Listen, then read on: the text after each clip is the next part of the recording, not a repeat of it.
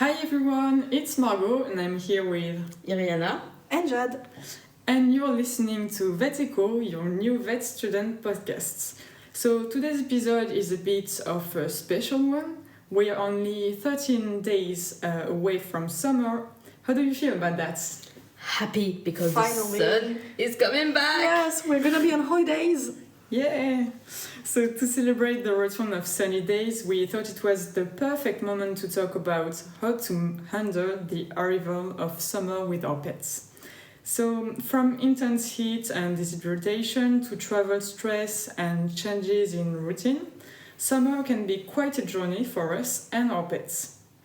This is obviously a huge topic, so probably we'll come back for part 2 to cover everything. But right now, let's get into this. So, before talking about it in the heart of today's topic, I've got a quick question for you. Are you ready? Yeah. Let's do it. So, at what outdoor temperature does asphalt become dangerously hot for our dog's paw pads? Well, I don't know. You have any idea? No. Can we guess, maybe? Yeah, I guess. Yeah, I would like to say 22 or 25 degrees. 25? I don't know. I think it's pretty low. Maybe I was thinking more of 30, maybe. 30? Okay, why not? Actually, Iriana is right. It's 25. Okay. No. Yeah, because asphalt can heat up to around 52 degrees with this temperature, so basically double. So That's high. really high. Yeah. Yeah, I know. So, as you have probably guessed, the first concern about summer, the heat. Yeah.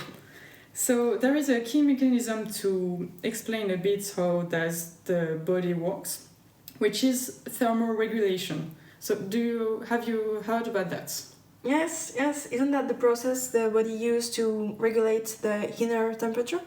Yeah, basically this is that, and it's really important to maintain a stable internal temperature, which is essential for any animal's metabolic functioning.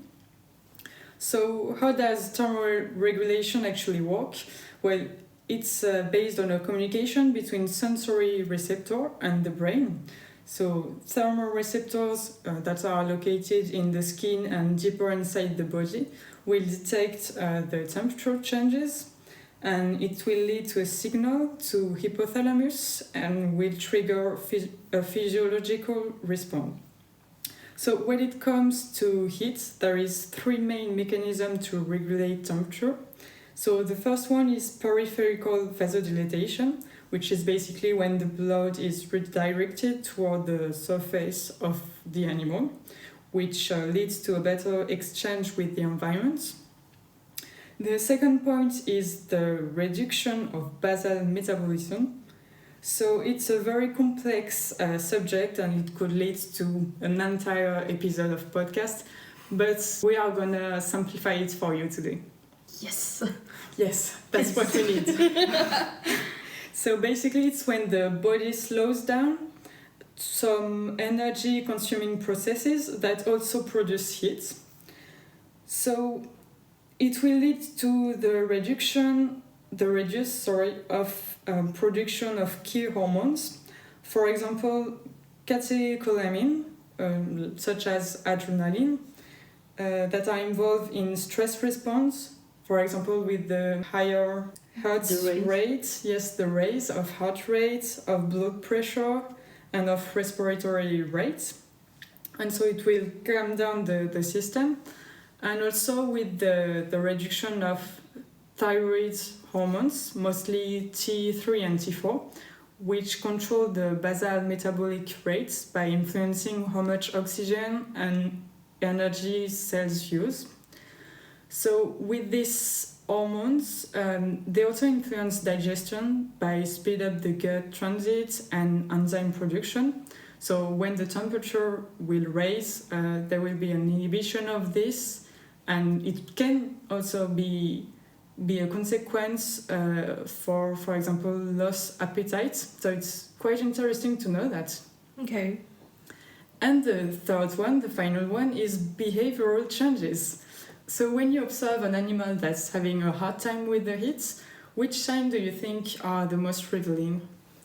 I think maybe panting and breathing heavily, or trying to look for cool spots, digging in the dirt, or lying on tilings. Yeah, I'm totally agree. So Yeah, actually, this is the type of thing that we are looking for with inactivity, for example, also. Yeah. And so all of that leads to a quite big question. Basically, how do animals actually get rid of this excess of heat? So do you have some ideas with that? Want to start? I think for the dogs and cats, more for the dogs, that's more of what I know, but they can expose heat from their paws and from panting, breathing, and that's what I know. I know for like rabbits, they ears will become hotter, so they can expose heat, and yeah, the animal will lie down to have a better contact with A fresh surface. yes, a fresh surface. And for birds, they will open their wings to do that. I think for horses, yes, that's for horses. They will sweat a lot, but that's different from dogs and cats. But as it's another mechanism, I think. Yeah, that's really interesting because what was talking about Jade is basically what we call evaporation. So, as she said, the main strategy in dog is painting. It represents around 20 to 25% of their heat loss, but it can be less efficient in high humidity, for example. And what mostly said Iriana was about conduction and convection, which basically is, as she said, the direct contact with the cooler surface or via the air. So it's something that is really important for rodents because they don't sweat and painting is quite ineffective for them. So rats and rabbits, for example, will use the hair because they are highly vascularized to help them dissipate the heat. And the last one will be actually radiation. We don't talk about it often, but actually it's the main one, the most important form of heat dissipation under normal conditions. So it depends on the difference between the temperature on the animal and the environment. And so a quick reminder. What's the average body temperature for a dog and a cat? I don't know. I think it's around 38, something like that. Yeah, actually it's around 38 and 39. And it's the same for dogs and cats, or no? Yeah, actually it's quite the same. Sometimes we say that the cat is a bit higher, but it's quite the same. Okay. So it's quite important to know that because radiation will be less effective in really hot outside, for example. But yeah, the really important strategy that we have is evaporation. And the huge difference with human, for example, with cats and dogs, is that they don't really sweat efficiently. So dogs will... Do you know how dogs sweat? Oh, they sweat? It's from the paws. The paw pads. Exactly. It's from the paw pads, but it's still minimal. And it's the same thing for cats. And that's one of the reasons why they're more vulnerable than us to heat. But that's it. So that was my big intro, and now we are talking about the real subject. Yay! Let's dive in. Yes, finally. So what's the huge subject of this theme is basically to know what can cause the heat and how to prevent it. So we'll do a list of the danger and trying to have a conversation about that. So the first one is heat stroke, which basically is hypothermia, when the body of the animal can no longer regulate the temperature inside them. So how would you notice the signs of a heat stroke, for example? As we said earlier, it's quite the same signs of heat when they are hot, like panting a lot, maybe also drooling, breathing heavily, and trying to, not even trying to look for hotspots, because when they have a heat stroke, maybe they are more lethargic. Yeah, that's actually a very good point. Yeah, and for say that you really need to be attentive and have a good observation to see what's the difference with the normal behavior of your animal. So check your animal. Yeah, absolutely. And actually, there is some elements that also indicate you of the severity of what's going on, which basically is vomiting, trembling, and sometimes loss of consciousness. So if you have that, it's basically really an emergency, and you don't have to think more. Rush to the vet. So, I mean, we have already talked a bit about that, but what do you think are the reflexes to have in this case? Except rushing to the vet. Well, depending on the intensity of the stroke, if you see that it's very intense, obviously just go to the vet. But if it's the beginning of the crisis of the heat stroke, and you see that just your animal is really hot, you can try to decrease their body temperature with wet towels. You can try to hydrate them, give them water. For the wet towel and the water you give, does not give ice cold water. It has to be lukewarm or warm water. You can also move your pet to a shaded and fresher or cooler space. Sure. And I think that's all I got. And to come back to the wet towel, you need to refresh the animal progressively. With the head, the paws, and the belly. Yeah. Not all the body. You know, that's not, yeah. I think the thing on the wet, warm towel is very important, because it's not because it's colder that it will work better. It can also be dangerous, but I think we will talk about that later. Yeah. And basically another thing is, obviously, it seems obvious, but sometimes it's not. It's to offer to drink. Because if you are in a space where there is no water, it can also be a thing. Mm-hmm. So there is a lot of prevention to do about that, and the first one is to avoid physical exercise in hot hours, for example. Yeah. And I have a small study that I've been searching for you. It has been led by the Royal Veterinary College, and it has been published in Scientific Reports in 2020. So basically it shows that 74% of the heat strokes were related to exercise, such as just walking. So it's quite impressive, and that's why it's very important. And it's just, I mean, still a lot, but just 13% of them that are due to excessive ambient heat, such as car. So the thing is, it's really important to notice the heat. And know the danger of a walk. Yeah, when just it's walking hot. can cause that. Yeah. It's important to acknowledge that.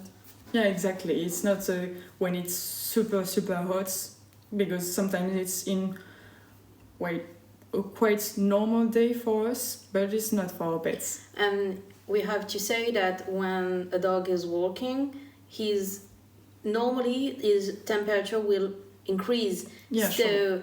If the ambient temperature is already hot, it will be more easier to him to have difficulties. Yeah, sure. So one of the other issues that we think about when we talk about heat is dehydration. So in summer, a medium-sized dog can lose up to 1 liter of water per day by just panting or sweating. Well, we have seen that sweating is not the main way of dissipating heat, but this information is quite impressive, right? Yeah, you're right. Yeah, 1 liter. It's pretty much. Yeah. That's why it's really important to keep that in mind, because it can be a really, really big subject and big issue. You need to give your dog water. Yeah. So the signs that can be identified to control it are basically the states of the gums, if they are dry or not, the elasticity of the skin, or the concentration of urine, for example. Do you ever watch this at your pet's home in the summer? No, I don't usually check for that, but as my dog drink a lot, I just check for the quantity of water. I have several water bowls in my house, so I must admit I do not often check that. Yeah, actually, it's also a good thing to check if the dog drink as usual, or even a little bit more if it's hotter, obviously. But what do you think are the most effective ways to encourage hydration in animals, especially those less likely to drink? For dogs and cats, I know what's effective is to give them wet food or broth, like bone broth or meat broth. That can be very appetizing, for them. You can also give other water-rich foods like watermelon or cucumber that are really full of water and can keep them hydrated. And for the exotic animal, yes, the high concentrated vegetables are interesting. And for horses, we use salt stones that stimulate their thirst. And I know that we also use warm water or lightly flavored water with like mint infusion or fennel infusion, things like that. Oh yeah, I saw you can also use that for cats and dogs, like infusions. Oh, that's cool. Yeah. But you need to check with your vet what you can give. Because Yeah. Obviously, every infusion is not good for them. it's the number one rule. And also for the salt Yeah. stone, we can give them to sheep and cows. I don't know, but sheep. Yeah, ships, that's right. Yeah, that's very interesting, and I see that you have already some great options. We'll talk about that a little bit later again. So, another one is the burns, which is basically, especially with hot surfaces.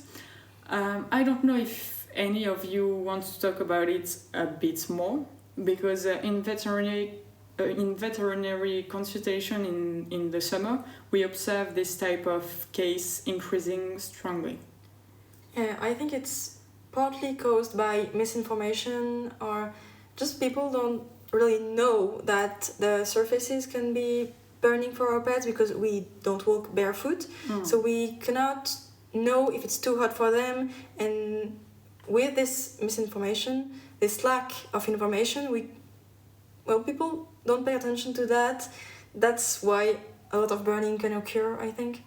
And because they think the animal is adapted to the environment, they instinctively think that that's okay, they don't need anything, that's good. Yeah. But because we have the humanity have changed the environment for animals, this is not Asphalt, for example. Yeah, this is not for them. The roads didn't exist back at the time, so the dogs cannot be burned from the road because there were no road. But now there are roads that can be burning in the summer, and I think only dirt road, or maybe not all dirt, but dirt road is the only maybe surface when that's okay. And yes, there is also another thing in what you said.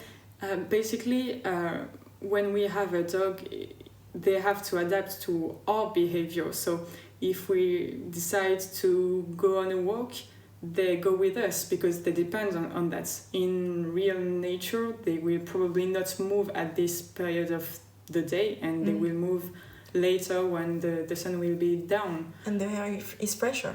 Yeah, so it's also a thing, I guess. Yeah. They will come down at those moments and wait to the night. Yeah. Yeah. And the last one, basically it's fatigue, and also heat can aggravate digestive or cardiac disorder, for example.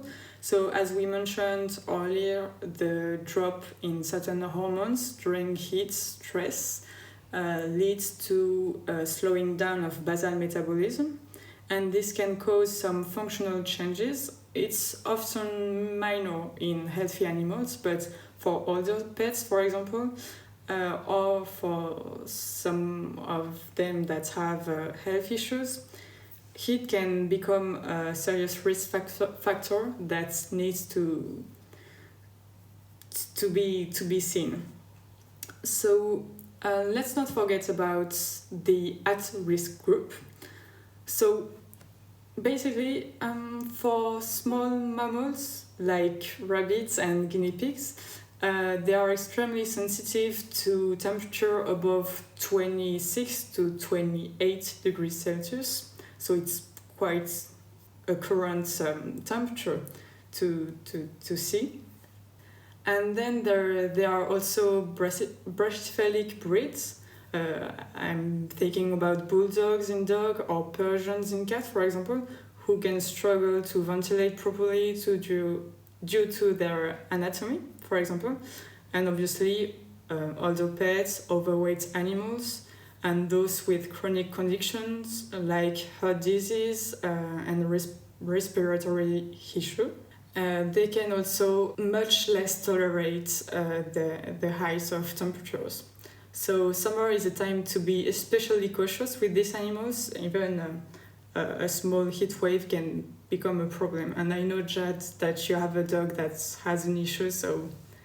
Yeah, my dog has a cardiac disease, which is degenerative mitral valve disease.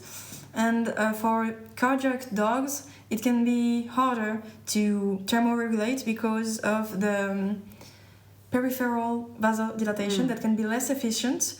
Because dogs that have cardiac problems, the circulation of the blood is not the same, so it can impact thermoregulation. So I know my dog is very heat sensitive, and I need to be very cautious with her because she, even with temperature like just 25 or 30, she's like really she's really tired and she needs to rest more. She's always looking for cooler spaces, so watch out for cardiac diseases because that's also a big problem with the heat. So right now we are talking about a very important thing, which is basically adapting your pet's environment to hot weather. So this is one of the real question on this topic. What would you do to help your pets during heat wave?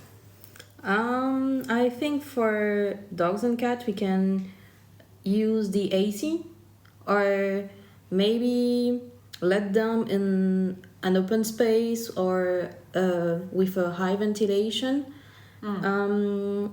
Another things that I saw is that we can close the shutters in day and open them in night, or give them fresh carpet.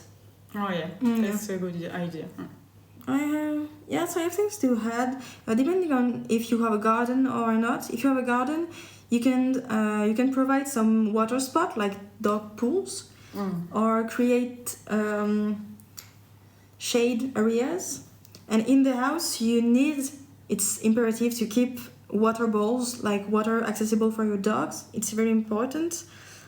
And in link with the burning issues that we talked about before that we talked about before, you can use shoes for your dogs when you walk them. You can put shoes on their paws so they don't get burnt. The thing with shoes is that your dog needs to tolerate them, because some dogs don't like it. But if your dogs tolerate them, it's a good alternative to walk them on the road if you live in the city, for example. And about the adaptation of environment, the environment must be adapted to the breed, but also the breed needs to be adapted to the environment. Yes. Do not bring a husky in hot spaces or tropical region. That's not a good idea. Yeah. There is some dog that will struggle more with heat, and such as a brachycephalic breed, as we said. Yeah. Also. I will add some small things that you've said. I think there is a lot of good ideas, and indeed that's the main solution that we can give to our pets.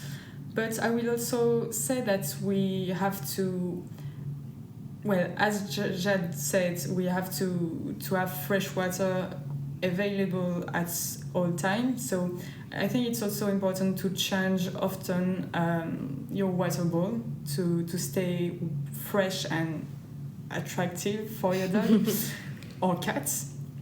But I've also seen some solution, and I will ask you your opinion on that. For Okay. example, water fountain for cats. Apparently, it can work.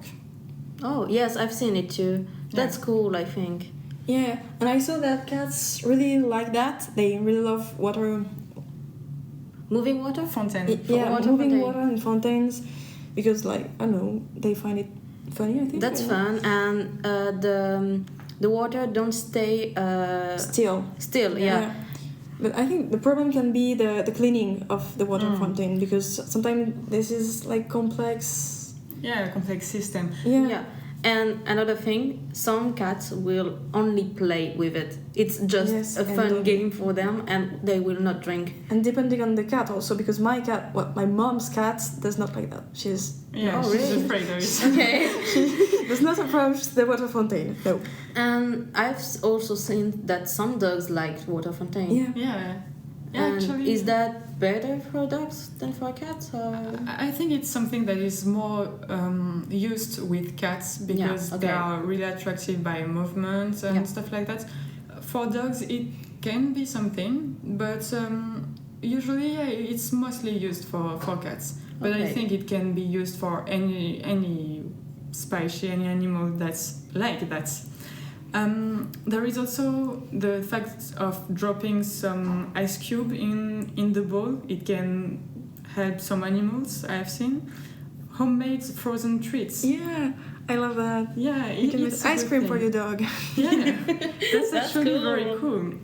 If you look for the You can ingredient, You can do it for exotic animals too, Yeah. but with vegetables. absolutely, yeah. I mean, it's a lot of good tips that you can do, and it's quite fun to do. Yeah. And the last one, but not least, it's about changing your working schedule because you cannot work at the same time in winter than in summer. In summer, you need, for example, early mornings and late evenings work. Mm. I have something to add for horses.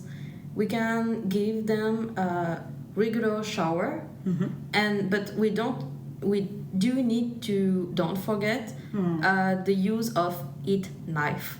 It's really essential because okay, they're sweating, but it's important to keep off the water that we put on them because it will affect the thermoregulation of their body. So use a heat knife for Yeah. horses. Yeah, so I think we talked about a lot of things, and there is a lot of solution to try. Obviously, it depends of the animals and if they are comfortable with that, if it's helping them or not. But there is a lot of good points. Well, now I have a little thing to say.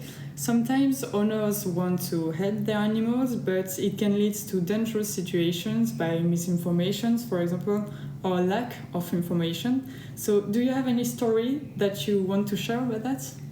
Yeah, I think I have. Well, it's not something that happened to me or my friends or my family, but I saw something like that. It's when owners try to help their pet by trying to decrease the body temperature with ice cold water, for example. What I said earlier about the wet towels, some people think it's better to use cold water to wet the towels with, to decrease the body temperature, but that can only cause thermal shock Yes. Yeah. or hydrocution. Sorry, Yeah. hydrocution. Same thing for when you want to put your dog in the water, in the pool, for example. Don't do it like that. Just check the temperature of the water first. If the water is really cold, do not put your dog in it because of thermal shock and hydrocution. You need to put your dog in like warm or lukewarm water. It's better for them. And I have heard of another story, but that was in school, so it's useful too. And it was someone that see a dog who was panting and who struggled with it, and the neighbor tried to decrease his temperature with a pipe. So he opened the water, but the water inside the pipe was burning hot. Oh, So the dog was burned because Wow. of the water. Oh. So my God. you That's need to sad. check the water you are putting on the dog. So He wanted Yeah. to help and he didn't help at all. no, Yeah. that's really sad. yeah, Check it's, the water before trying to. that's a good point, because you have your pipe outside in your garden and you think it will come fresh while Yeah. it has been in the sun during all yeah, day. because and- it's not it's a plastic. Yeah. So and plastic keep hot. So Yeah, and also there is not a lot of water in the pipe, so it can be very, very hot. Yeah. I think it's two stories that are very helpful to know, to just prevent this type of yeah, accident. sure. Because it's quite evitable. It's very avoidable. Mhm. So I have some other way to help, but are more anecdotic, I will say, but can also be useful. For example, I was thinking about regular brushing during heat. I think it's quite important because it will remove dead hair and prevent overheating. Mm. If you have a dog with long hair and a lot of fur. What do you think about shaving your dog, for example? I don't think it's a good idea. Well, it depends on the breed, I think. But some breeds, the coat, the fur, can act as a thermal insulation, Yeah. Yeah. and it can actually help keep them fresh.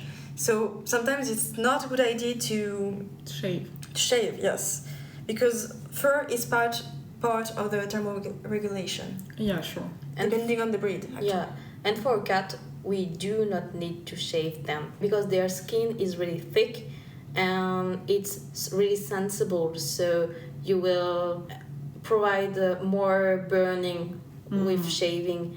And for exotic animals, that's the same. Their skin are really too sensitive to be shaved. Mm. I think it's two really good points, and yeah, I will say it's a mistake. I just wanted to add also that fur can be a protection from the sun. If Yeah. you shave fur, they can get sunburnt, and that will just worse. It's worse. Yeah, absolutely. Actually, I think shaving is not a solution for that. I don't think you should shave your dog for the heat. I can understand if, for example, you're cutting some hair if they are very long, but shaving can cause a lot of issues, as we have seen. Maybe cut nodes or just thicken a little bit the Yeah. fur, but not an entire shave. Yeah. I have heard also of sunscreen for pets. Really? Yeah, sunscreen for pets is a real thing because some animals, especially animals with light skin or fur, will be very sensitive to that, and so it can be a good protection. Do they have different scales like human? I've not seen that, but I It's will watch. interesting. I Okay. will see that. That's funny. I'm gonna put sunscreen on my dog. Yeah, actually, it's a good thing because no species is completely safe from the sun. As much as human. Yeah, absolutely. And even some species that seems to be very rustic, for Yeah. example, a horse can have a sunburn. Yeah, sure. So that's a very good point. And I think it's a good conclusion for the heat part. Yeah. So now I will invite you to talk about food and travel. Okay. So we all know that there is a lot of toxic food for animals, often consumed in summer. Which do you think are the least known?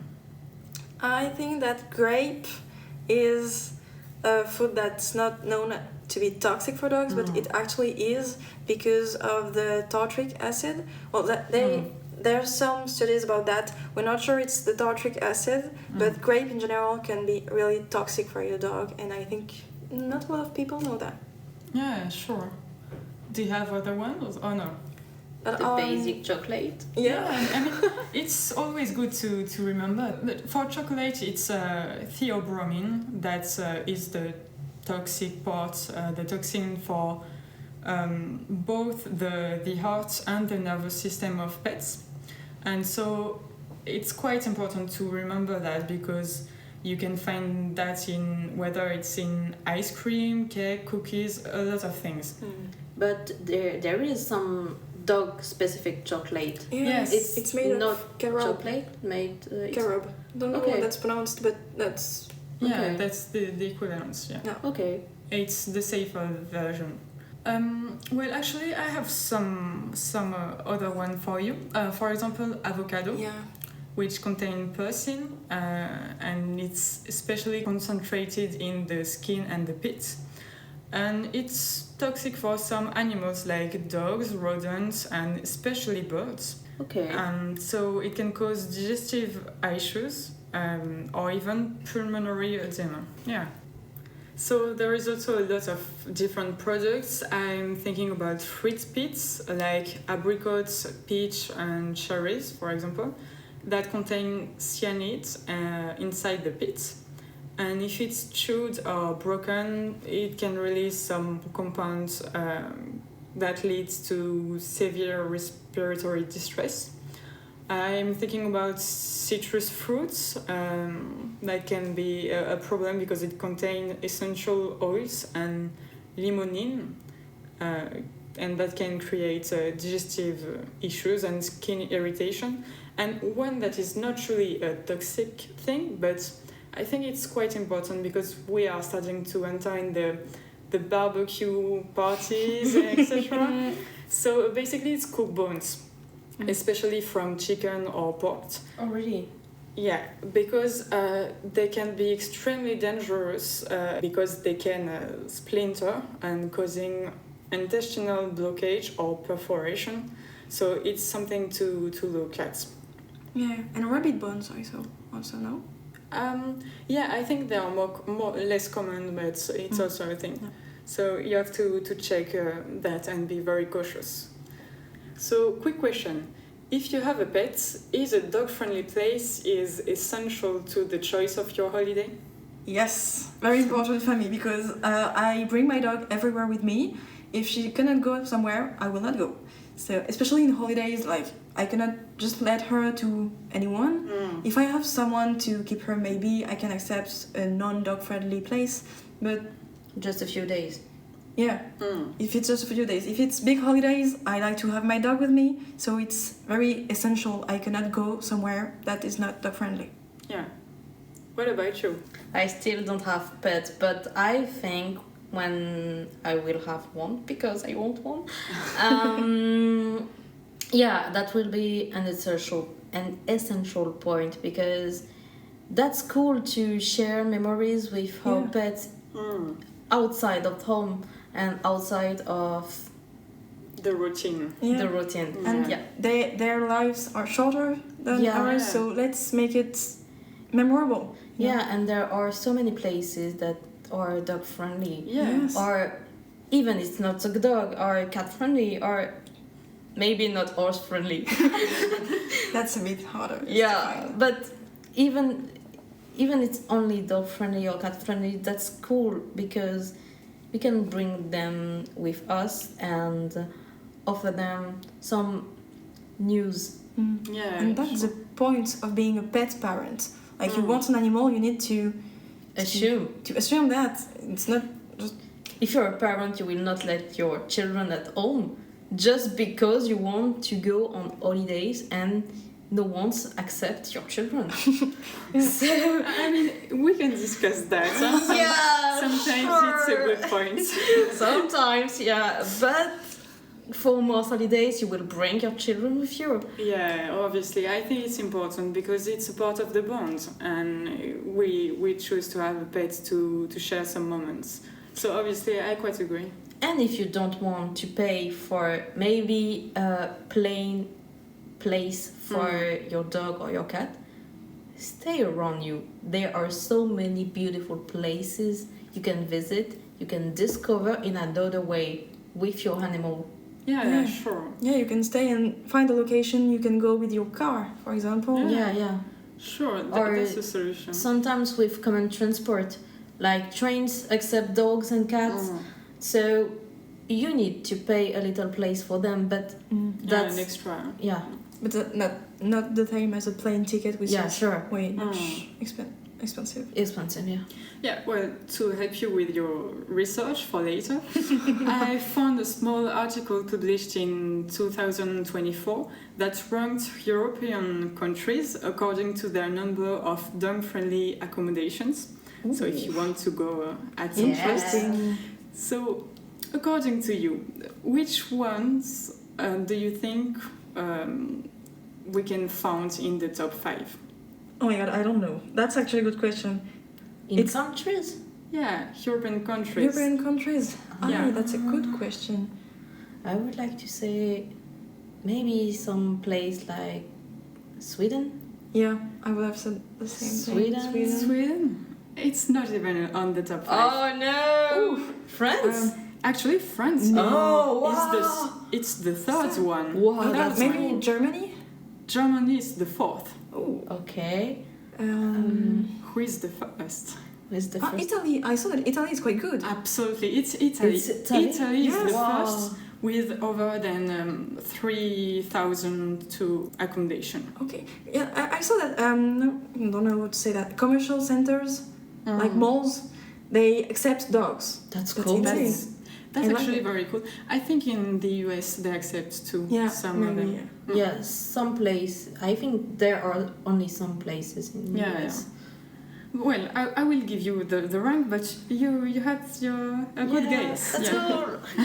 So first one Italy, second one Denmark. Ooh, Actually. I wouldn't yeah. have thought of that. Yeah. True. Third one France, Yes. Germany, and the final one Austria. Oh yeah. Okay. Yeah, we have some surprise here. So, of course, there are many other criteria for assessing a dog-friendly destination. Which one are important to you? Depending on the place, for example, in restaurants, for me, a dog-friendly restaurant is not only a restaurant that accepts dogs, but also have some stuff for dogs, like water bowls. Maybe can propose some food like pop cups, the Yeah. Gichino. And for accommodation, like where you sleep, Airbnb or a hotel, to be dog friendly, it has to have at least one green space, a garden, or a fenced area where you can walk with your dog. I think. Yeah, sure. that's- I think a place with maybe activity for animals could that's be great. interesting. I saw Yeah. some campings that Oh, have that's cool. like a dog park and some things for the dog to do here, and some Oh. activities with A trainer, like a trainer. yeah, a trainer, like an animator, a trainer, and it's very fun. Yeah, that's That's actually very cool. good. Yeah. And I've seen something like we don't think about it at first, but I think it's interesting.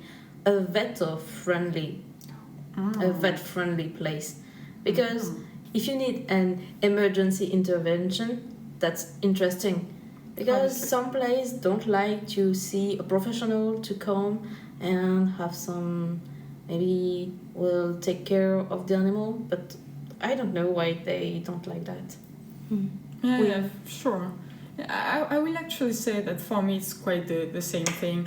I will find a place where there are some natural space for dog, whether it's park, hiking trails, because there is a lot of hiking trails that you cannot use Bring with your dog. Yeah. Yes, that's silly. Yeah. It's hiking Wow. trails. Why?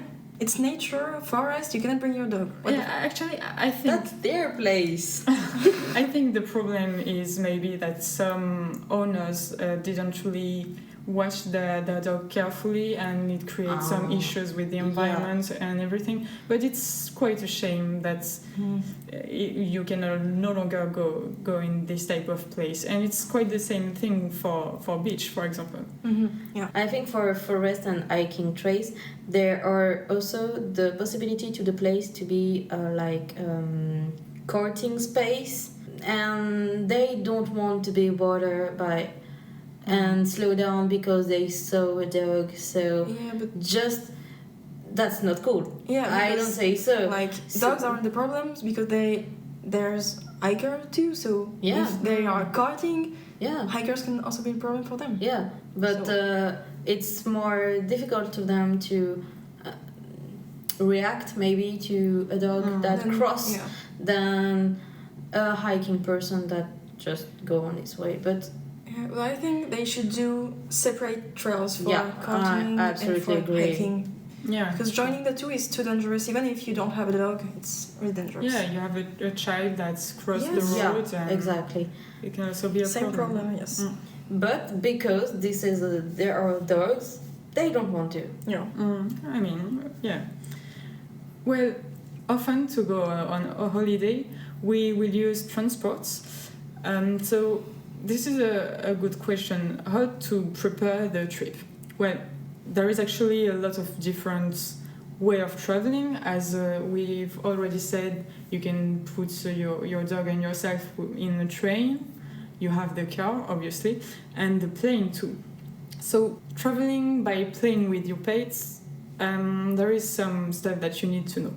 The first thing is for small dogs, for example, usually up to 8 kilograms, they can often travel in the cabin with you, as long as they are in a proper carrier, and that will meet the airline size requirements.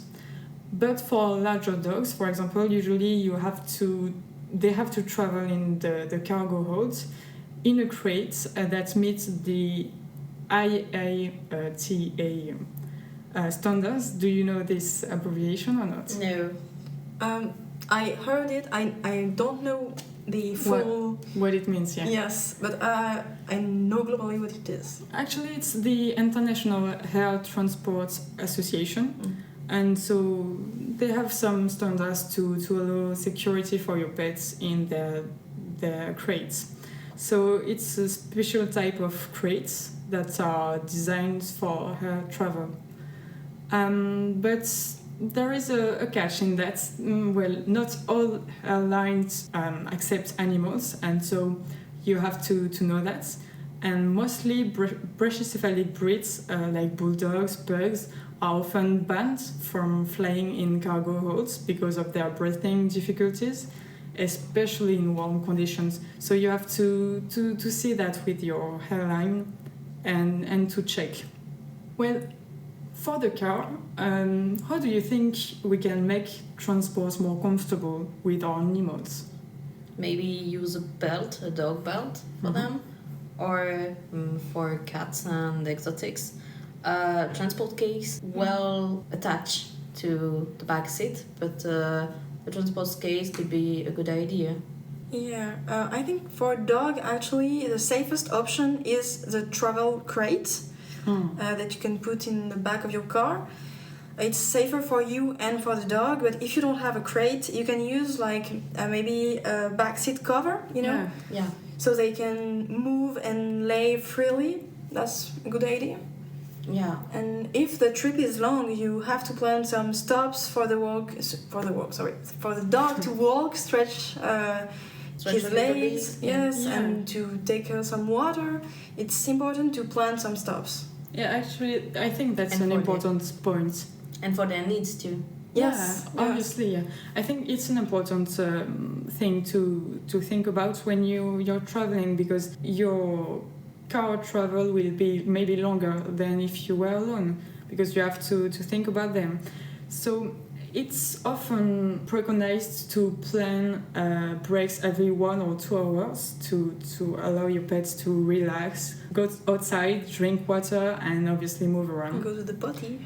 And maybe don't forget to use the windows, open the windows of the car, or use the AC, but Depending if you're on the high road or not. Yeah, and if you go out of the car, don't let them in a hot car because it's dangerous for them. Actually, there is 2 points very interesting that with the window you have to be careful about something. Your window shouldn't allow your pets to go out. Go out, and it can be a very problem because there is many accidents that happens with dogs jumping out of the car with excitement or stimulation outside that you cannot control. So if you have your window open, you have to check that. Or you can also use protective grills, for example, that can be interesting. And for the heat part, you should absolutely not leave your animal unattended in a car because it can be very dangerous. The temperature can quickly become dangerous and raise. I have actually a small study about that that has been led by the American Veterinary Medical Association that said that hundreds of pets die every year from heat stroke, especially during summer. And in the United States, it's estimated that a dog can suffer fatal heat stroke with as little as 15 minutes left in a car. So it is very impressive, and it's 50 minutes. Even when the temperature outside is just 22 degrees, inside the car it can be over 47. So that's a really huge subject here.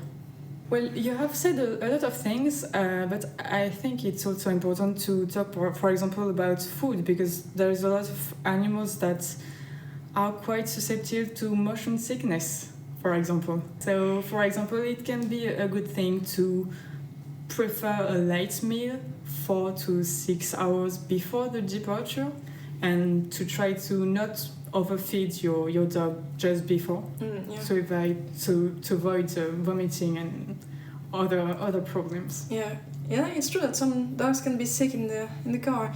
There are some pills, I don't know the name, but medication you can give your dog to like help them chill, even if they're stressed also by the travel or if they're sick. That can be helpful. You can ask your vet about that. They can give you the medication and the right dose for your dog. Yeah, I think it's a very good point. And if you have some issues with traveling with your pets, it's quite interesting to talk about it with your vet because they will know what to do and what type of solution you can have depending on your dog, if they have a condition or not. It's always useful to talk about that. So before ending this episode, I wanted to ask you one last question. Okay. So if you had to remember a single advice to give to an animal owner during summer, which would be? Ooh, a single one? Yes, a single one. That's difficult. To choose between all that. I have a lot actually, but for me the most important thing is keep your dog or your pets generally hydrated with water bowls. Always keep water available for them. Yeah, I'm totally agree with that. I think it will be to plan what you're gonna do and when you're gonna do that. So do your activities when the temperature is lower. Lower. So I don't want to say you that you you need to go on a walk with your dog at night, but not at midday. Yeah, not in the peak of heat. Yeah, sure. Yeah, sure. Well, thank you for this episode. Thank you. Thank you for listening to us.